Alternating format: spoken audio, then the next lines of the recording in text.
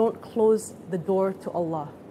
Because a lot of, I noticed, like, you know, especially because I was there when I was young, I shut all doors. You know? No fasting, no praying, no whatever, you know, macam malas nak buat apa-apa. Hi, Assalamualaikum. My name is Shazrina Azman, but most people know me by the name of Mizz Nina. I'm from Kuala Lumpur, Malaysia. Ramai orang tanya, like, okay, how is it that you could let go everything that you worked so hard for all your life? I'm not saying that, you know, I don't appreciate what happened before and what I did, you know. I definitely am very grateful and respect all of the things that I did before, you know, the good and the bad, because my past makes me who I am today. But however, you know, while I was climbing the ladder, I felt like I was really missing something, and I've been doing that for such a long time. I've been in the entertainment industry for so long. I've been performing for so long that I felt, you know, it's just a routine. I felt empty. I didn't feel like myself. And I feel like I was growing, you know, I was moving into a new dimension, a new era of my life. And I think that's why it was easier for me to let go, because when I decided to really embrace Islam, I felt like, you know what, this is the beginning of a new life, and a beginning of a new life, of a life which I don't know how long it will be, into the next eternal life. So it's like, it's just a transition. People may think that it was the peak of my life, but I feel like it wasn't the peak. It was just a stopover, and now I'm still climbing in another way. And I think the pinnacle and peak will be, inshallah, in Jannah. I think for the transition, the most difficult part was, you know, slowly changing my lifestyle. You know, it took me a while to slowly stop going to the places I used to go. It took me a while to accept that I want to wear the hijab and to do it for the right reasons. It took me a while to actually, you know, go for Hajj. That for me was a challenge before, but after Hijrah, selepas Hijrah, it's more about staying istiqamah. I think that is a challenge, and a challenge that all of us face, and it's an everyday struggle. The struggle is real. If you seek the path to knowledge, Allah will make the path of paradise easy for you. There's a hadith that says that.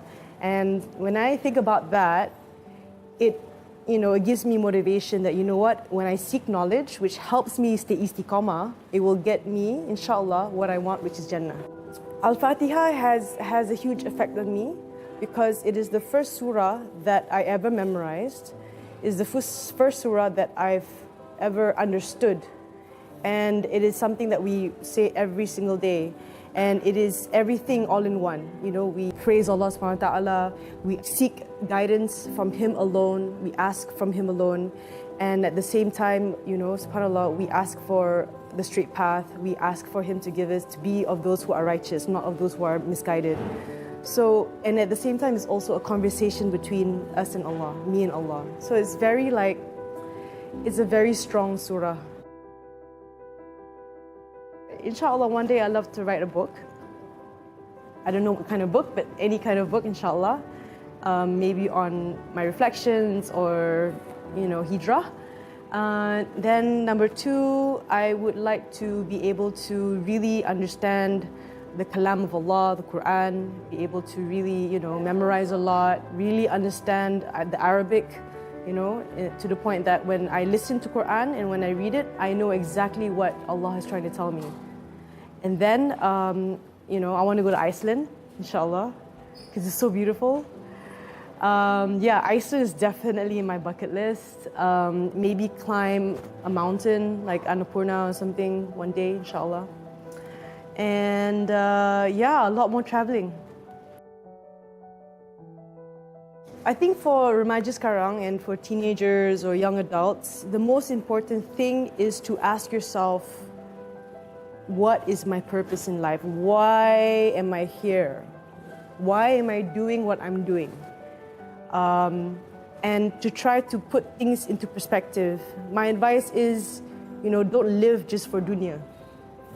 Put Allah first, Islam, Prophet Muhammad SAW, and then your dreams and aspirations, your family, and everything else. Because if that is in perspective, inshallah, everything's going to go okay for you, inshallah. Make sure you have a strong foundation in Islam. Don't forget to pray. Regardless of whatever you're doing, just pray. Don't shut any door to Allah subhanahu wa ta'ala. Fine, if you don't pray, at least fast. If you don't fast, at least pray. Or if you don't do any of that, at least make dua to Allah to help you. You know what I mean? Like, just don't close the door to Allah. Because a lot of, I noticed, especially because I was there when I was young, I shut all doors. No fasting, no praying, no whatever, macam malas nak buat apa-apa. Yeah, so my advice to youngsters is don't close those doors. Keep that connection with Allah.